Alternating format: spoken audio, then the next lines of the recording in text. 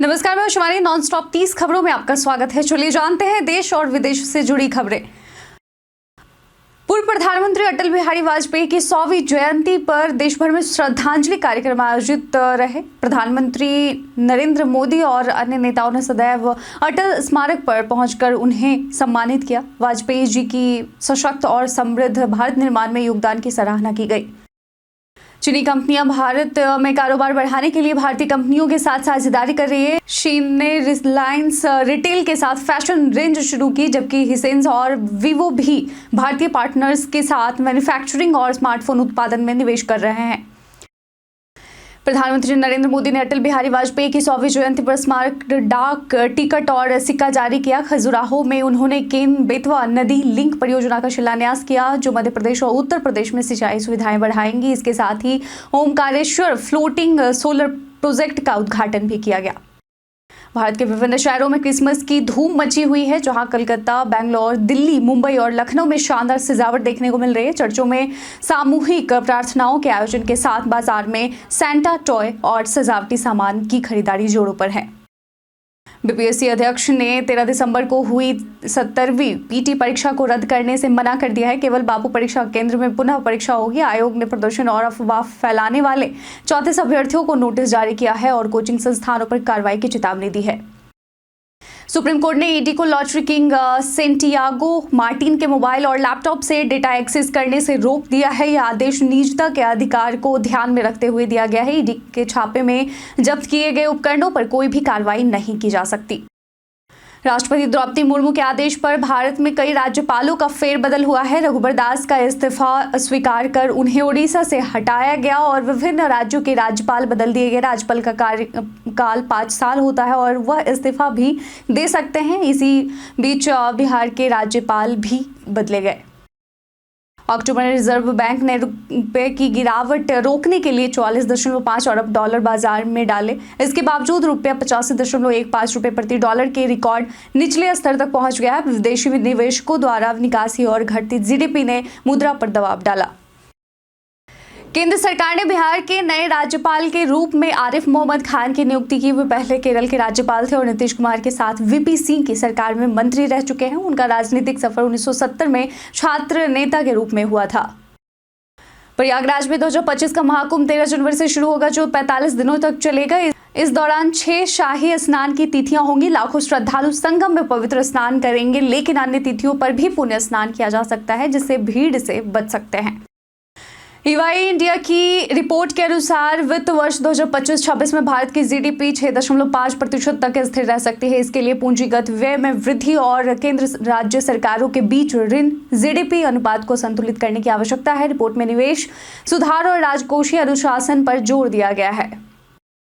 बांग्लादेश के प्रधानमंत्री मोहम्मद यूनुस और पाकिस्तान के प्रधानमंत्री शहबाज शरीफ ने सार्क को फिर से सक्रिय करने की कोशिश की है। नेपाल के पीएम ओली ने भी पाकिस्तानी राजदूत से बातचीत की। यह प्रयास भारत के बिम्स्टेक पर ध्यान देने के बावजूद हो रहा है। कचरा रोपवे परियोजना के विरोध में श्री माता वैष्णो देवी संघर्ष समिति ने 72 घंटे की हड़ताल शुरू की। हड़ताल से श्रद्धालुओं को परेशानी का सामना करना पड़ सकता है, क्योंकि घोड़ा और पाल की सेवा भी ठप हो गई है। स्थानीय लोग और दुकानदार रोपवे को रद्द करने की मांग कर रहे हैं।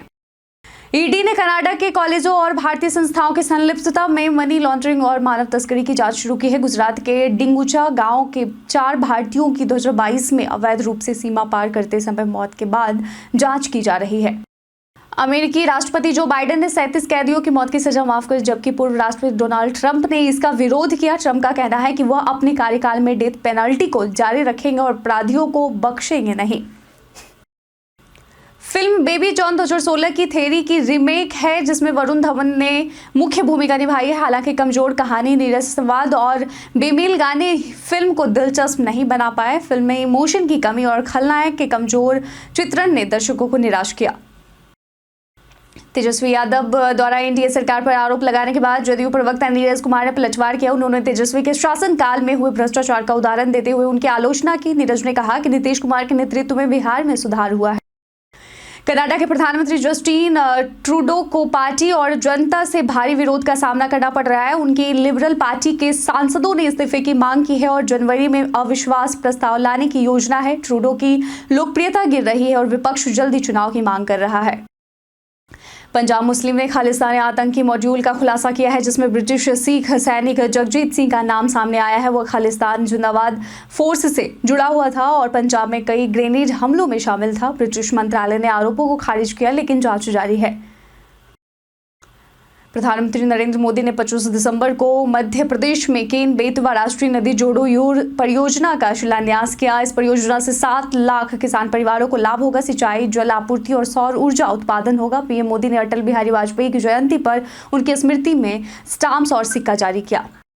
नागरिक उड्डयन सुरक्षा ब्यूरो BCAS ने फ्लाइट यात्रा के लिए नई हैंड बैग पॉलिसी लागू की है। अब यात्री केवल 7 किलोग्राम तक का एक हैंड बैग ले जा सकेंगे। बिजनेस क्लास को 10 किलोग्राम तक की छूट मिली है, जबकि पुरानी टिकट बुकिंग्स को कुछ राहत मिलेगी। भारत का रक्षा अनुसंधान और विकास संगठन प्रलय मिसाइल के निर्यात संस्करण का परीक्षण करेगा, जिसकी रेंज 290 किलोमीटर तक सीमित होगी। यह मिसाइल आर्मेनिया सहित अन्य देशों के लिए आकर्षक विकल्प बनेगी। इसमें ट्विन लॉन्चर कॉन्फ़िगरेशन और उच्च सटीकता है।